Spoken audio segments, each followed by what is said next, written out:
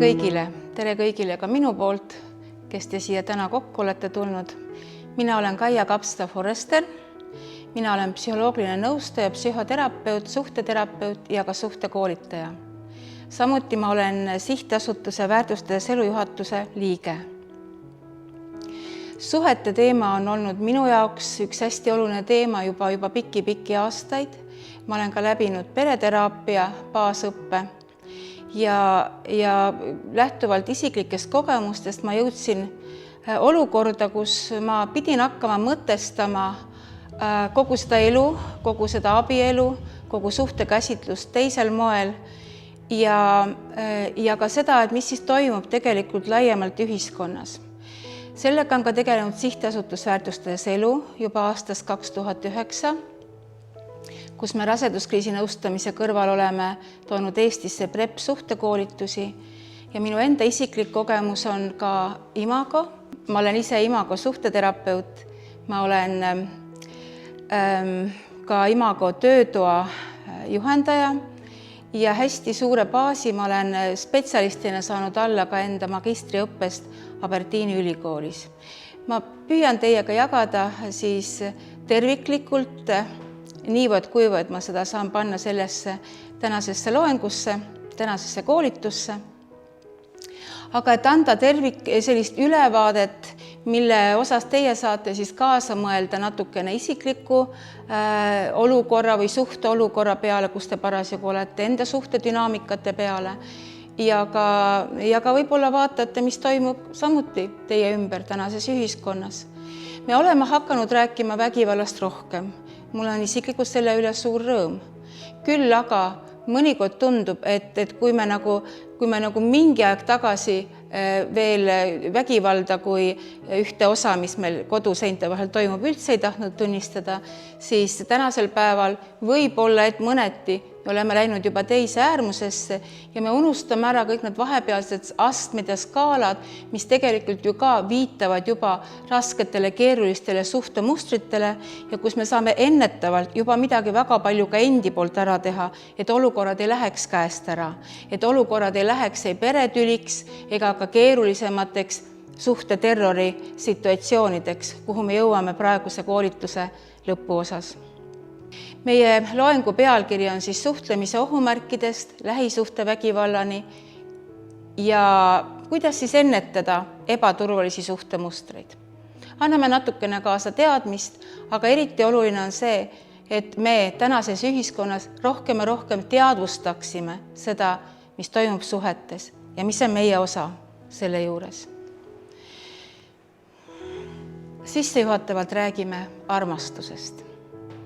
Paulus on imeliselt kirjeldanud armastuse olemust, armastuse ülemlaulus, 1. Korintlastele 13. Armastus on pika meelega, armastus hellitab, ta ei ole kade, armastus ei kelgi ega hoople, ta ei käitu näotult, ta ei otsi omakasu, ta ei ärritu, ta ei jäta meelde paha. Kui imeline oleks, kui meie armastajatena igapäevaselt suudaksime seda kõike järgida. Põhimõtteliselt, kui me seda teeksime, siis me võiksime tänase koolitusega lõpetada ja minna kõik õnnelikult tagasi oma perede juurde. Kahjuks aga niimoodi see alati ei pruugi olla. Ma loodan küll, et seda on paljudes kodudes, kus me suudame asetada enda pihta saamised ja sellised ego kõrvetamise kohad kuidagi kõrvale, nii et me suudame tõsta armastuse ja turvalisuse lüüa saamistest ettepoole. Aga mul on kahju seda öelda, et samas on siiski igas paari suhtes ka vägivaldsuse potentsiaal. Kust siis see vägivaldsus tuleb või milles siis peituvad vägivaldsuse juured? Võimuvõitluses.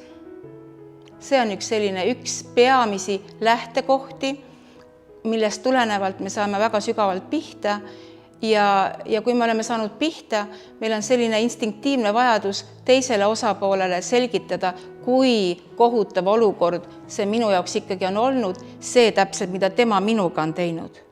ja selleks me siis laseme käiku kõikvõimalikku arsenali, mida me hakkame ka tänase koolituse jooksul siin uurima.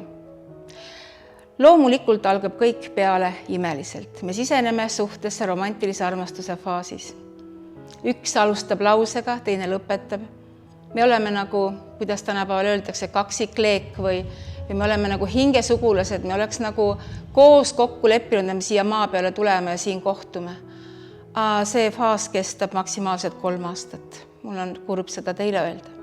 Sellest järgnev suhtefaas on võimuvõitluse faas. Ja ehkki me armumise faasis ei taha seda uskuda, me kõik siseneme võimuvõitlusesse. Paljud paarid paraku kogevad seda võimuvõitluse faasi niivõrd hirmutavana, et nad hakkavad uskuma, et mingi probleem on selle inimesega, kellega ma olen kokku sattunud, et see on vale inimene minu jaoks. Et kui ma leiaksin õige inimese, siis midagi niisugust ju minu elus ei toimuks. Ehk siis me lõpetame suhte, me läheme algusesse uuele ringile, me siseneme suhtesse läbi romantilise armastuse faasi ja satume taas võimuvõitluse faasi. On inimesi, on paare, kes on aru saanud, et see ei tööta. Me võime lõputult seda võimuvõitluse faasi ringi läbida, aga see ei too seda, mida me tegelikult igatseme. See ei too meie suhtesse seda kvaliteeti, kuhu Paulus läbi pühakirja on meid kutsunud, mida tema on kutsunud meid maitsma. See on see suhte täius, mida saame tegelikult paradiisi eelmaitsena kogeda ka siin, praeguses maapealses elus. Mis toimub võimuvõitluses? Võimuvõitluses ma kogen, et see inimene, keda ma arvasin teda olevat armumise faasis, selgub, et on hoopis keegi teine. Tal on teistsugused vajadused ja ta ei täida minu vajadusi sellisel määral, nagu ta vaikimisi oleks lubanud meie suhte alguses. Kui meie vajadused jäävad suhtes täitmata, katmata, siis me tunneme ennast kuidagi altveetutena ja me pigem selle asemel, et hakata vaatama, mis see minu osa on, miks minu partneril on äärmiselt ebaturvaline seda minu vajadust täita. Me hakkame nõudma partnerilt seda, mida ta meie arust meile nagu võlgu oleks. Ja kui me suudame teadlikumalt aru saada, et siin on võimalik läbida ka teisi teid, siin on võimalik hakata töötama suhtega ja siin on võimalik teha taas pühendumise kõikidest pihta saamistest hoolimata, siis me võime jõuda tõelise armastuse faasi. Mitte kõik ei ole sellesse faasi jõudnud, aga sinna on võimalik jõuda. Ja kui me tõelise armastuse faasi jõuame, siis me armume uuesti ja nii me läheme niisuguse suhtefaaside spiraali. Ja see on areng. Mis siis selles võimuvõitluses meile kõige rohkem haiget teeb? See on valu, mida me ei ole kogenud esmakordselt pelgalt selles suhtesituatsioonis, vaid me kõik siseneme paari suhtesse oma lapsepõlve kogemustega. Me kõik oleme pärit lapsepõlvest. Ja ma kindlasti ei taha siinkohas kritiseerida meie vanemaid. Meie vanemad on püüdnud anda meile kõike, mida nad on osanud enda võimete ja oskuste piires ehk parimat. Aga me kõik oleme saanud moel või teisel oma lapsepõlves millegiga pihta. Meil on kõigil vajadused. Me vajame, et meil on ühendus meile oluliste inimestega. Me vajame, et meil on eesmärgid ja me jõuame, suudame oma eesmärkideni jõuda ja et meil on ka piisavalt ressursse selleks. Me vajame, et meil oleks privaatsust, enda ruumi, enda aega. Me vajame, et meil on suhtes ja üldse elus piisavalt mängulisust, kergust, loovust. Inglise keeles on see niisugune fun, ma ei oskagi öelda, mis eesti keeles õige vaste sellele oleks, igal juhul rõõmu ja lõbu. Elu ei pea olema surmtõsine. Me igatseme, et meie elul oleks tähendus, et meie elul oleks kõrgem ja suurem tähendus, mis annab üldse inimeseks olemisele selle teistsuguse mõõtme. Me vajame, et meil oleks ühiskonnas koht, staatus. Me vajame, et meil endil on õigus ja kontroll ise teha enda olulisi otsuseid, ise juhtida oma elu. Me vajame, et meil on kuuluvus, meil on kogukond, meil on lähedased meie ümber ja me vajame tähelepanu, et me oleme märgatud, et meie eksistentsiaalne olemasolu on kinnitatud ja me vajame turvalisust. Nüüd me tuleme suhtesse lapsepõlvest, kus me oleme kogenud, et mind ei ole võetud sülle, kui ma oleksin seda kõige rohkem vajanud, mul ei tehtud pai, kui ma oleksin seda vajanud, mind ei pandud tähele, mind ei kuulatud. Ja nüüd, kui midagi niisugust juhtub, ma kogen taas oma paari suhtes, siis see valu on nagu 10-kordne. Imago suhteteraapia ütleb seda, et see valu, mida me oma paari suhtes kogeme, sellest ainult 10% on tegelikult põhjustatud partneri poolt, 90% meie valust tuleb meie lapsepõlve kogemustest ja see on nagu natuke traumakordus ja nüüd, kui mul on partner, kes ei võta mind embusesse, kui ma seda vajan, kes ei tee mulle pai ja jaga oma õrnust just siis, kui mina seda kõige rohkem vajaksin, kes ei pane mind tähele, kuidagi ignoreerib mind ja siis ma tunnen ennast äärmiselt ebaturvaliselt. Mind on kuidagi petetud ja alt veetud. Ja nagu ma juba mainisin, et me tuleme lapsepõlvest me oleme saanud ka oma esmased suhtekogemused oma esmaste hooldajatega ja me oleme õppinud midagi oma valuga tegema, ehk me tuleme ellu, siseneme ka paari suhtesse oma kaitsekäitumistega ja need kaitsekäitumised on kujunenud vastavalt meie kogemusega enda vanematest. Mõnel meist on olnud väga hoolitsevad vanemad, võiks isegi öelda, et üle hoolitsevad vanemad. Ja see on tekitanud ka omal moel valusat kontakti, kui meie vanem on olnud väga pealetükkiv, ta ei ole meile andnud meie ruumi, kui me oleme seda vajanud, ta ei ole arvestanud meie rütmiga ja meie vajadustega nagu ajalises osas. Ta on meie poolt vaadatuna olnud pigem tundetu meie valu ja meie tunnete suhtes. Ta on olnud sissetungiv, kontrolliv ja kehtetuks tunnistav või tühistav, ehk ta on lähenenud meile pigem nagu läbi enda idee meist kui lapsest. Ja meil on olnud alahoolitsev vanem. Mõnikord meil on peres nii, et üks on nagu rohkem ülehoolitsev, üks on rohkem alahoolitsev, aga muidugi on ka peresid, kus me oleme kogenud niisugust head tasakaalu. Sa võid nüüd mõelda, kuidas olid lood sinu lapsepõlve kogemusega.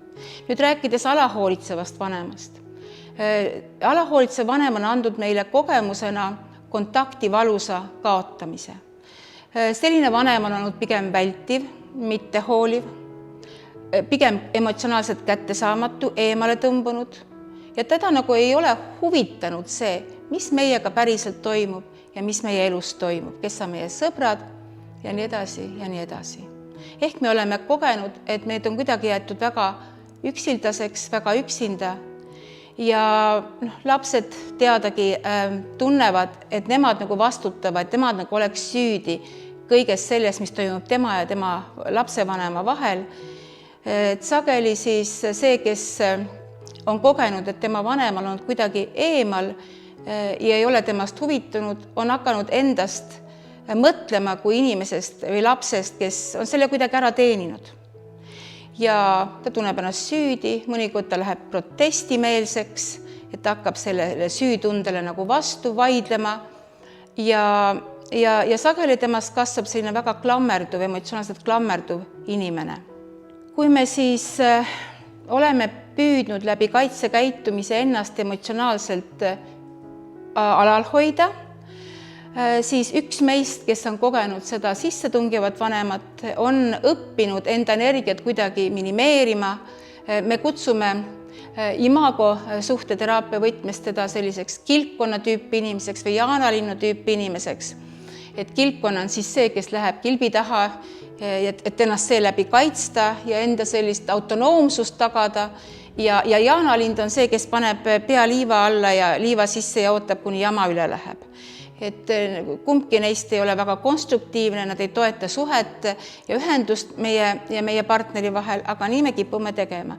Selleks, et tunda ennast turvaliselt, kui me tahame loobuda pigem tähelepanust, ennast eemale tõmbuda, me sulgume automaatselt ja me pigem eelistame eraldumist. Ehk me võib-olla võiks öelda nii, et kilpkonna tüüpi inimesed on nagu enda mullis ja nad tunnevad ennast seal väga hästi ja väga turvaliselt. Nüüd, kui me oleme saanud esmase suhtekogemuse pigem eemal oleva vanemaga, siis me oleme õppinud tegema midagi, et küündida või jõuda või ulatuda rohkem siis selle emotsionaalselt kättesaamatu ja eemal oleva vanemani.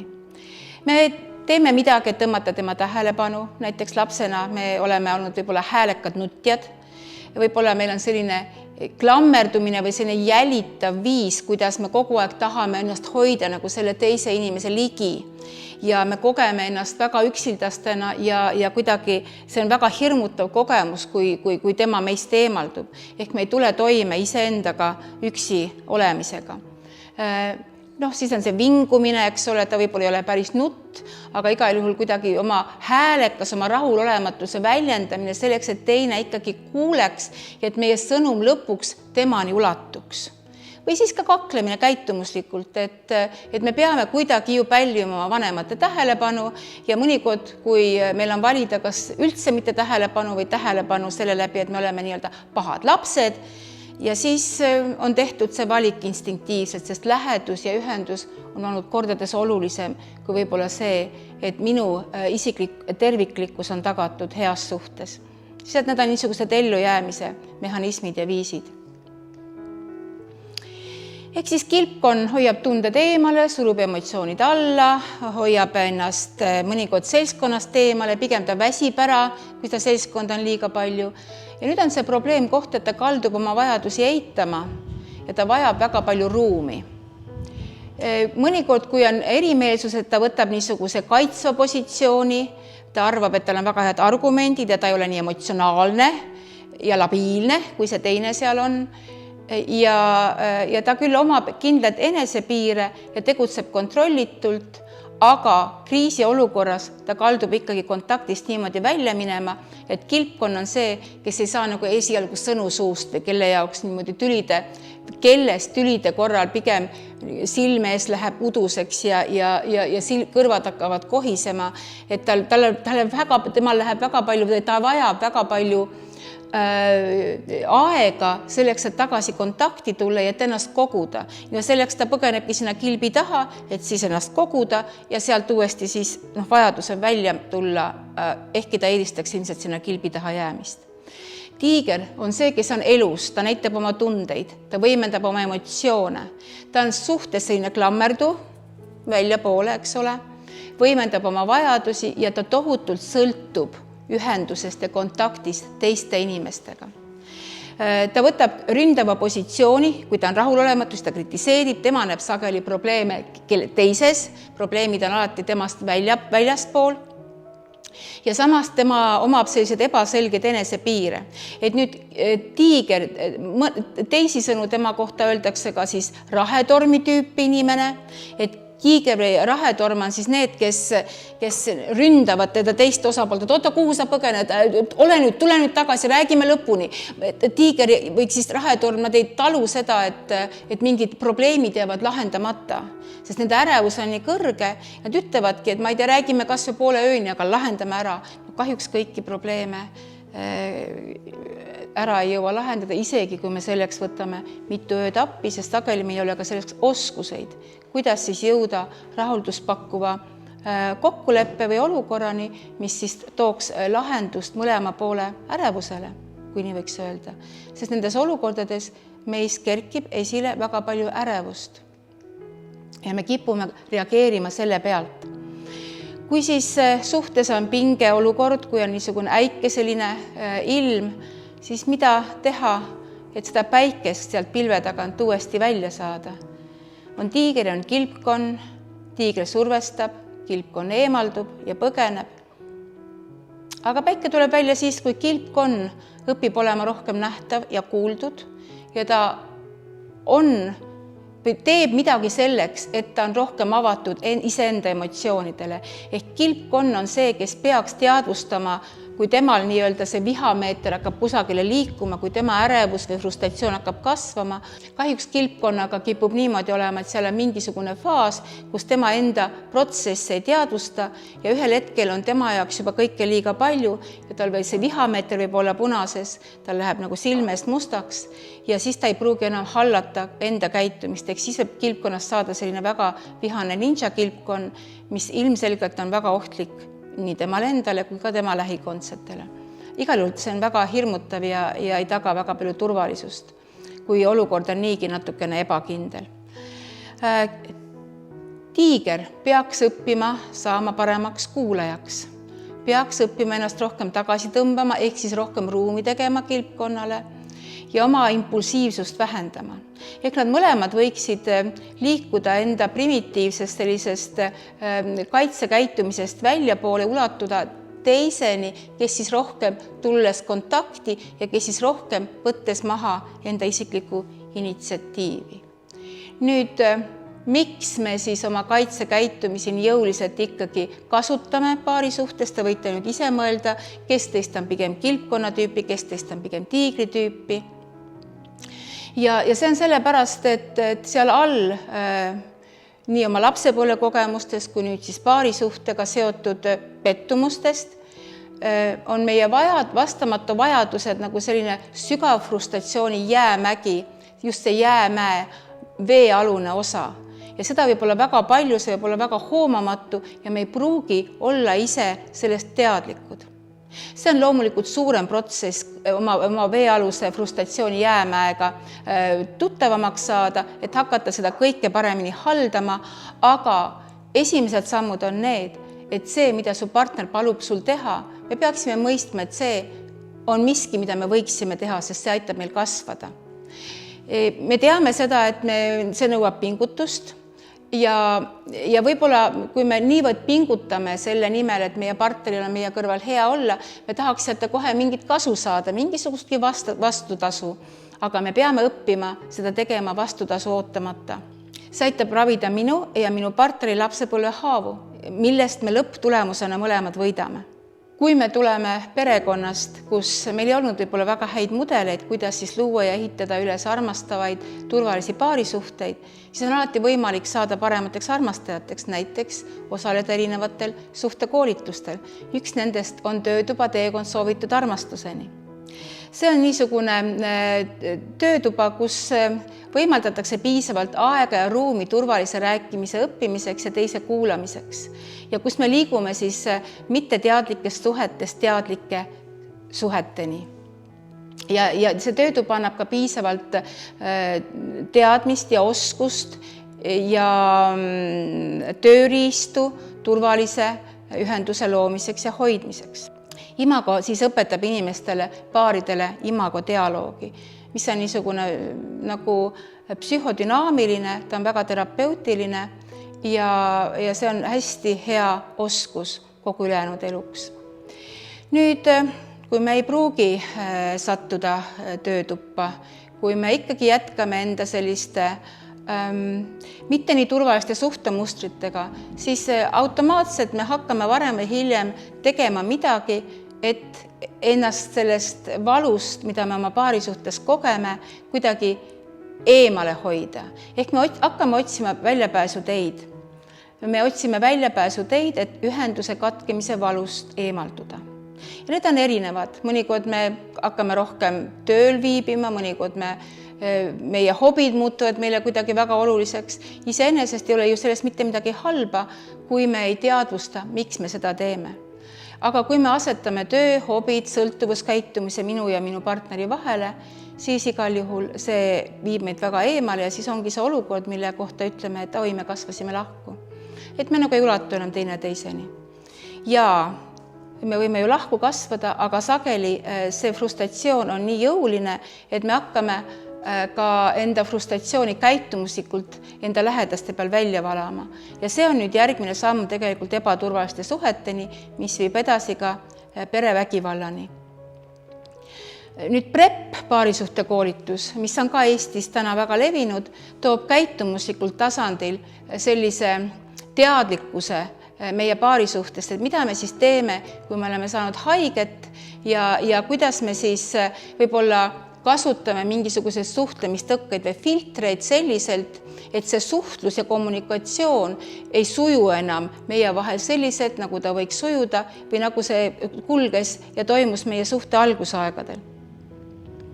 On võimalus ka, et me mudeldame suhtlemise ohumärke ehk niisugused destruktiivsed suhtemustreid oma päritolu perekonnast, ehk kui meil keegi oli väga negatiivse mõtlemisega, ja kui ta võib-olla see katastroofi mõtlemine oli väga kiire tulema, siis võib juhtuda, et ka meie ei pane tähele, et me oleme täpselt samasugused nagu võib-olla minu ema või minu isa meile ees mudeldas. Aga need suhtlemise ohumärgid on negatiivne tõlgendamine, alavääristamine, tühistamine, alavääristamine ehk tühistamine, eemaldumine ehk vältimine või ka siis tüli laienemine, eskaleerumine. Kui nüüd tüli hakkab meil laienema ja eskaleerub, siis me kasutame ka kogu seda eelnevalt mainitud arsenali selleks, et sa ikka saaksid aru, kui õudne mul parasjagu olla on. Oluline on see, et me teadvustame ja õpime ära tundma, teadvustame ja see on siis sealt edasi on võimalus hakata tooma suhtemustritesse muutust. Kuna tänase koolituse eesmärk on siis tõsta suuremat teadlikkust,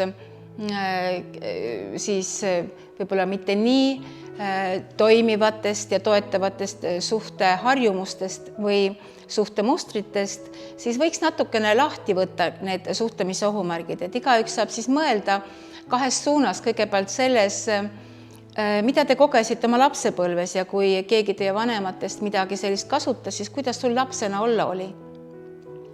Ja teiseks mõelda, et aga mis toimub sinu enda suhtes, mis toimub sinu enda käitumises ja võib-olla võib ka ju poole silmaga vaadata, et mis siis, kuidas siis partner mingisugused olukordi kaldub lahendama, aga ma soovitan mitte kinni jääda partneri käitumisse. Hästi oluline on see, mida PrEP ütleb, et pöörata tähelepanu enda osale, mis on minu osa selles suhtedünaamikas. Küll me näeme seda, kui meie partner meie vastu eksib, aga kuivõrd me ise tegelikult võib-olla jookseme endale asetatud suhtestandardite alt, lati alt läbi, sellele me ei oska alati näppu piisava täpsusega peale panna. Negatiivne tõlgendamine.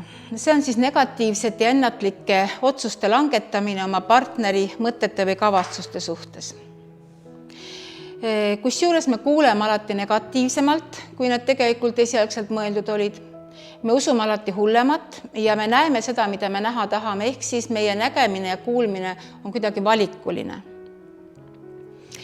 Ja siin võib tuua väga lihtsaid näiteid, näiteks kui kaasa ütleb, et kuule, et sa võiksid trenni tegema hakata, siis kui me nüüd kasutame seda negatiivset tõlgendust, siis meie aju võib meile öelda, et ilmselt ma olen paks, ilmselt ma olen tema jaoks kole, ilmselt ei armasta mind enam. Selle asemel, et mõelda positiivsemalt, võib-olla ta tahab, et me võiksime saada mingisuguse ühise treeningkogemuse, võib-olla ta on huvitatud minu tervisest, meie ühisest tulevikust.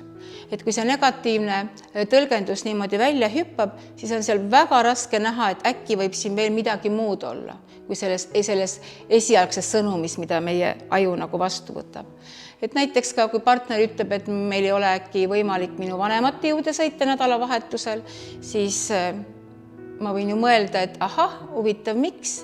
Võib-olla on see finantsiline probleem selle juures, aga kui ma tõlgendan negatiivselt, siis ma võin kohe öelda, et ma tean küll, et sulle minu vanemad ei meeldi. Ja sellepärast sa praegu leiad igasugused ettekäändeid, et mitte sinna minna. Et võite siis mõelda, kus te olete kogenud negatiivset tõlgendust ja kuidas on olla, kui sinu lähedased seda teevad.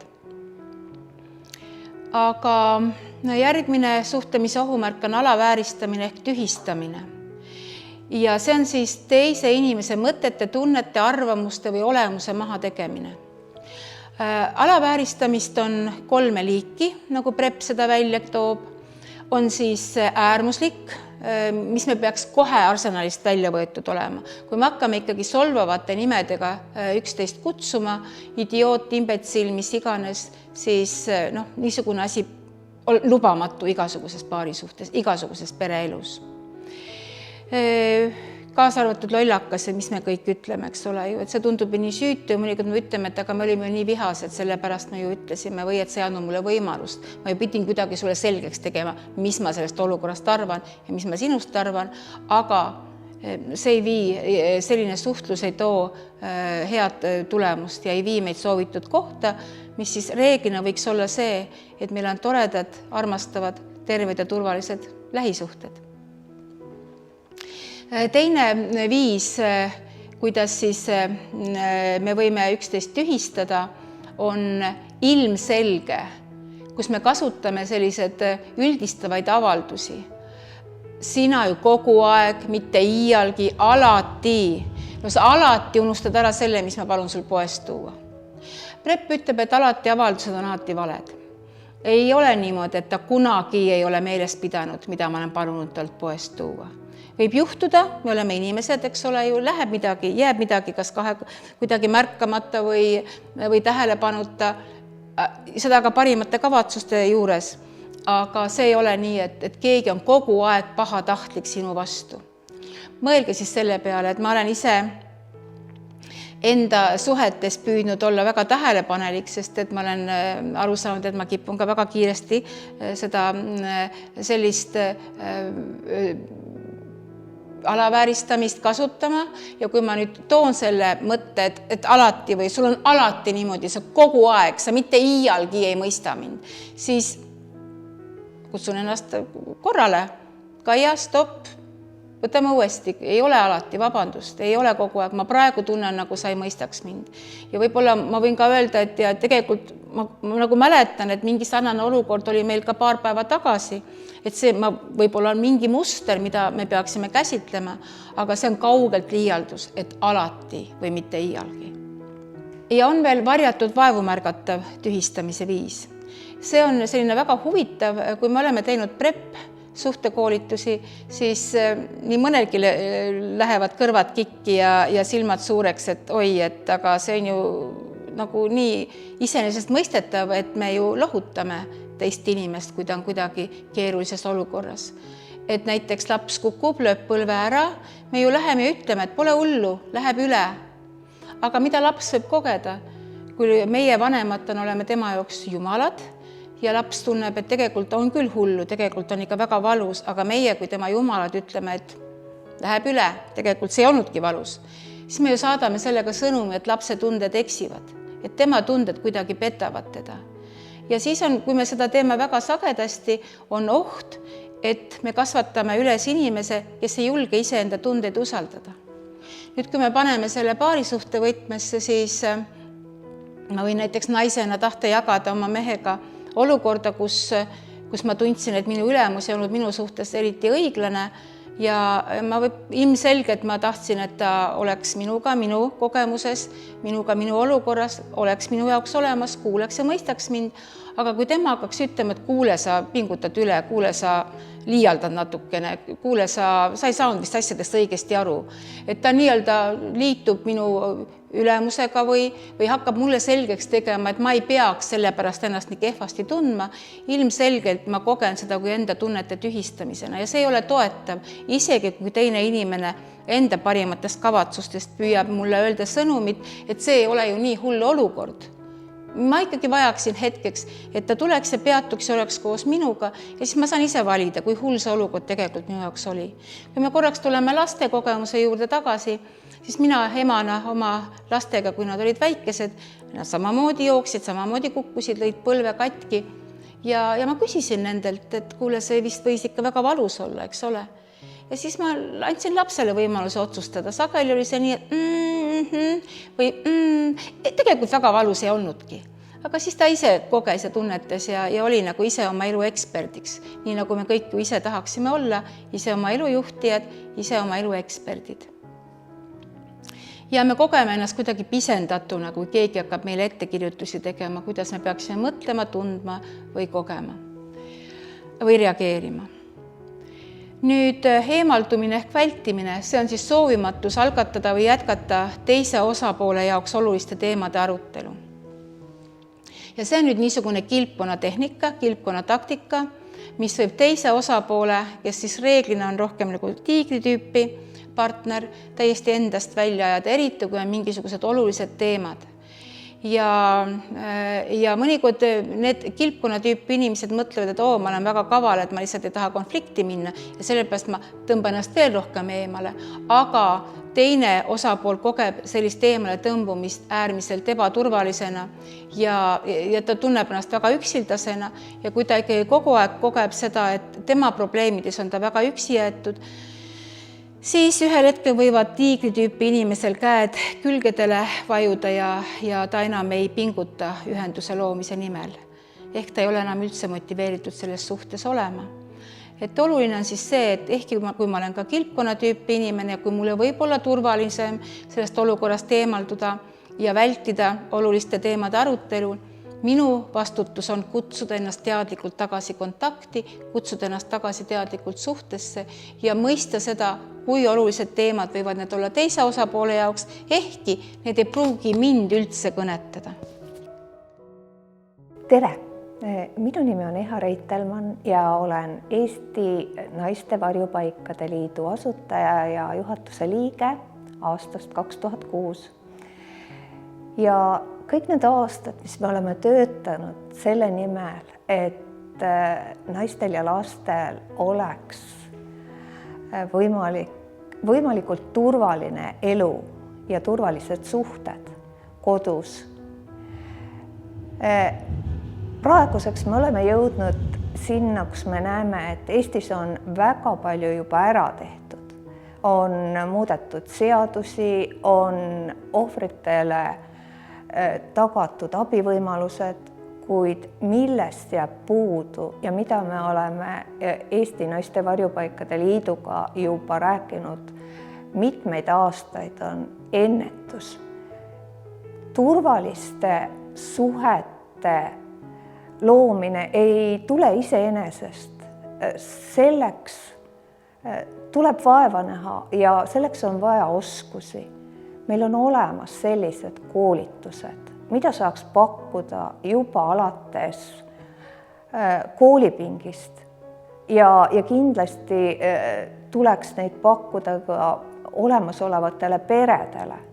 Sest just selline suhteoskuste arendamine aitab kõige paremini vältida peretüli kasvamist vägivaldseks, sest teatavasti meil suur osa vägivallast ongi selline vägivaldseks muutunud peretüli, mis on ekspressiivne, see on situatsiooniline, inimesed ei tule oma tunnetega toime. Ja see kõik on ennetatav, aga me peaksime selle nimel pingutama nii riik kui kohalikud omavalitsused ja ka kõik inimesed, et kui teil on materiaalselt võimalik, siis soovitan kindlasti, et valige endale võib-olla ka mõne puhkusereisi asemel pigem paarisuhte koolitus.